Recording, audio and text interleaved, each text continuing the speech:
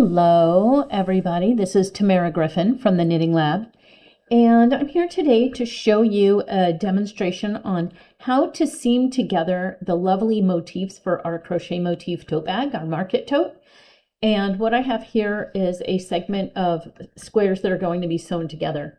If I can move this back, you can see I've already gone ahead and seamed about half of this bag. And they're all together. And right now you can see that this way, this direction, it seamed from here. I seamed everything in one direction and then here. So all the seams in one direction I have gone ahead and sewn. Okay, and the other parts below. And I'm going to show you two things. I'm going to show you a demonstration of how to join and start seaming, but I also want you to see how I encounter the end once I'm going over in the opposite direction, okay? Because these are attached right now. So I'm going to go ahead and make a slip knot, and then I'm going to take it off the hook. So I have a slip knot, and I'm taking it off the hook, and I suggest you leave your slip knot a little bit big. It'll be easier for you. So I have a slip knot, and then as I've said, the yarn is going behind the work. So here is the yarn, and just prepare for it to be a little awkward at first, and then it'll become easier, okay? So now I have that yarn coming from under, and you can see it hiding in between these two. I'm going to go ahead and, oh, actually, you know what? I already separated. So these squares are now attached. So I still have my markers in because I think it's helpful to know where the corner stitch is. But what I did is I detached the squares once they were sewn together, so the clip's not holding them. The other thing I did is I moved the removable marker to the top of the two loops. Because we're only using the back loop, I just put the marker in the front loop, and that way it doesn't get in the way as much when you're working. So now I'm going to start, and what we do for each row is we go from right to left and work across, except for when you're working from left to right because you're working left-handed. So I am now going to take the hook, and I'm going to put the hook through the first pair of loops and then pull the slip knot through like this. So I've been starting by working from the bottom, so that means that my hook is going to go in, and hopefully I'm going to try to get this closer to view, and I'm going to also see if I can move my camera down there. Alrighty, so my hook is going from front to back into this loop here. And by the way, I've already used this loop when I seamed in one direction. I'm going to go in again when I'm seaming in the opposite direction. So I'm going into the back loop, and now I'm going into this one, still is in both loops. I'm going to show you what I'm going to do. I am taking this out of the bottom loop, and now it's only in the front. So my hook is going to go from front to back. If you were facing the front of this square, it's going to go into the corner loop there. I have both of them on. Now I'm going to go ahead and put that slip knot on my hook and pull it through both, and that's how I'm going to secure it. All right, so there's a slip knot behind it, and I don't want to pull it too tight. I don't want the knot to pull through to the front, but we can always hide that later at the end if it does pop through, so don't worry about it. All right, now I have a loop on and I'm attached. And the first thing, if you recall, I did was go into the loop from the bottom square and then the loop from the top square. So now I'm going to do the reverse. Excuse me. I'm going to go into the loop. Did you see how I did that? I went in the loop from the front down. And now I'm going to go into the loop in the bottom square. And unfortunately, my finger is probably going to block it as I put it on there. I have both on. Okay, here I go. My yarn's coming from behind the work. I'm going to yarn over, and you'll find that you probably have to rotate your hook in opposite directions to get it through both loops. So the first thing I do is I tilt it toward the bottom. It's easier to get in there. And then I tilt it toward the top, get through, and then I pull it straight and get through the last one. So now I have done, don't forget, this is not a single crochet, this is a slip stitch. So I've gone through and I've started the slip stitch process. I'll probably have to tighten up the loop a little bit in the beginning. There. Okay, and now I reverse the order. So this time I'm going into the square that I ended with. And if you forget, which you will, you can tip your work to the right and see the order. Here's the top loop, here was the second loop, and here's the third loop. So I'm starting with this side now. So I'm going from, I'm going to try to make my hands keep my hands out of the way. Okay, see, this loop's on, and now I'm going to do the same with the top one. I'm going to rotate my hook up above, turn, and I'm pushing down, in. Okay, they're on. Yarn over and bring it through each of those. And notice I can just gently pull up with my loop and snug it up a little bit.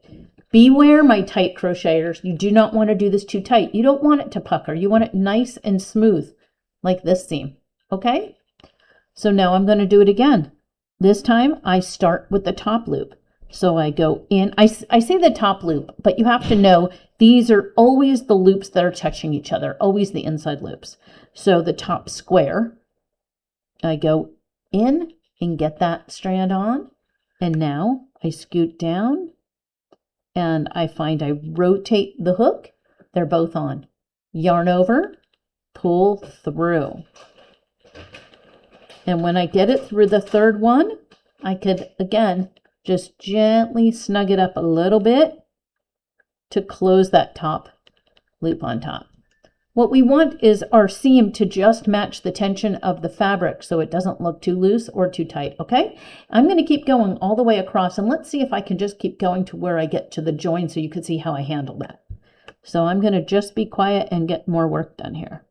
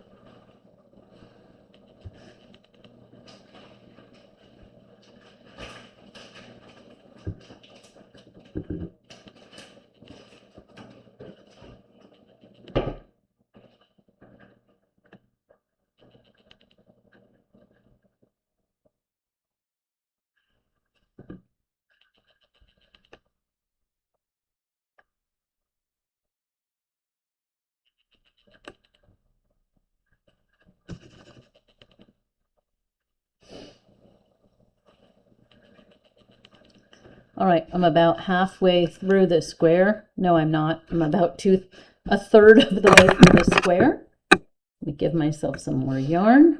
I'm going to keep going. Again, don't forget, if you forget which square which loop you picked up last, you can just look at it from the side and see which loop is on the bottom. So I'm doing that right now, and I could see that the square on top, that was the one I went into last. So again, then I start with that because we're alternating the order.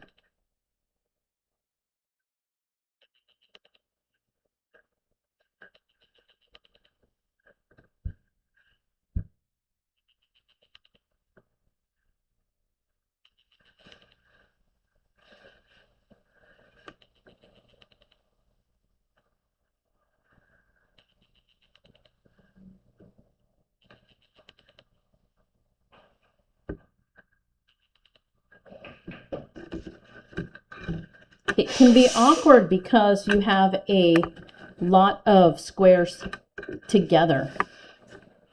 So you can just do what I did and just fold things. I can move my camera. These guys are just folded over in place. Okay.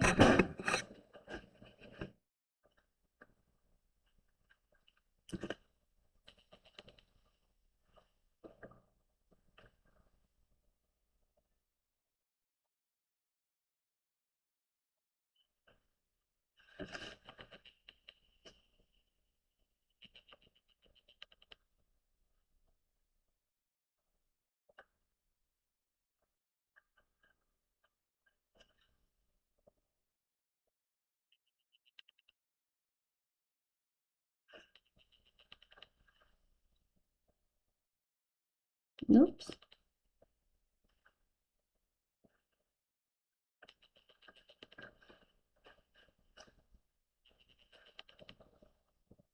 As you get closer to the edge, once you've seamed the other side, it's a little tricky you just need to pull the yarn off.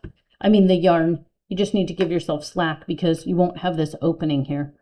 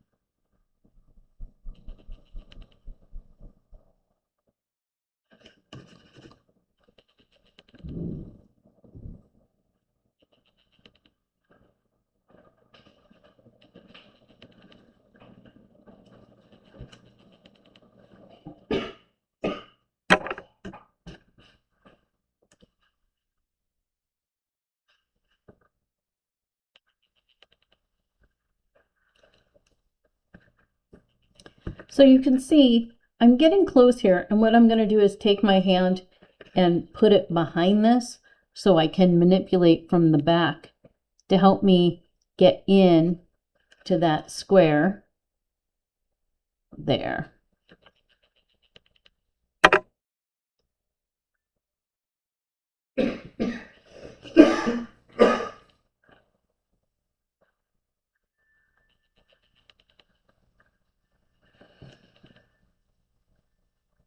Alrighty, so I have 2 left now before I get to that corner, or at least 1, perhaps just 1.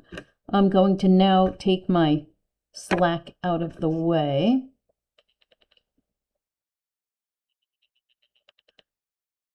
All right, so I'm going to go into the top here, this one, that's the last stitch before the corner, and then I'm going to go to the bottom one.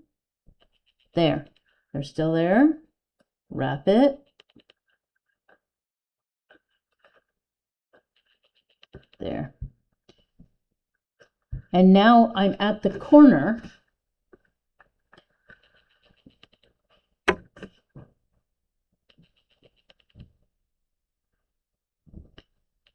And I'm going to hit that corner too. So the last thing I did was the bottom square.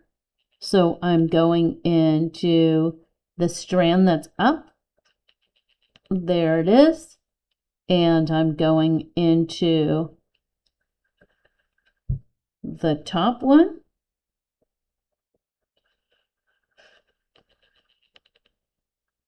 Oh, but my yarn is tangled, so.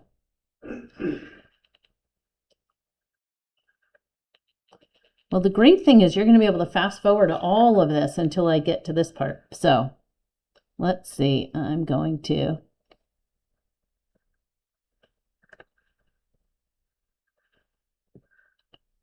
there, over,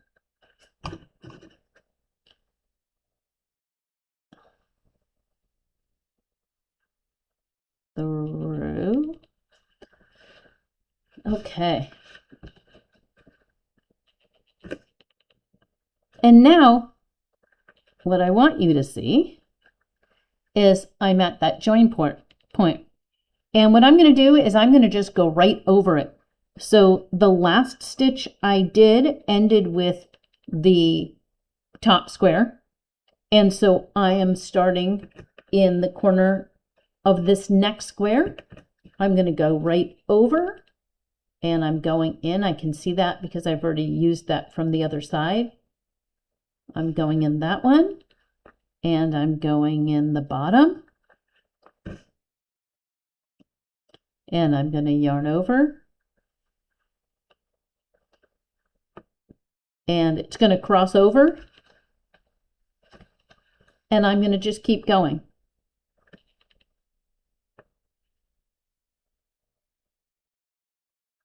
I'll just do a few more so you can see what that looks like after I get over that point.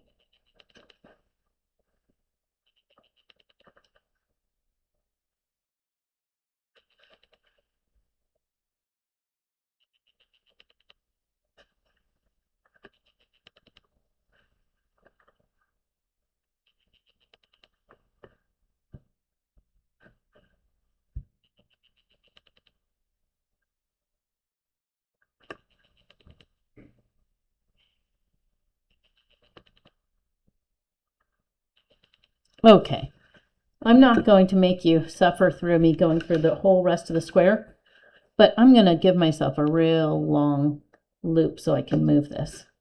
All right, so what you see is how I dealt with crossing over the center.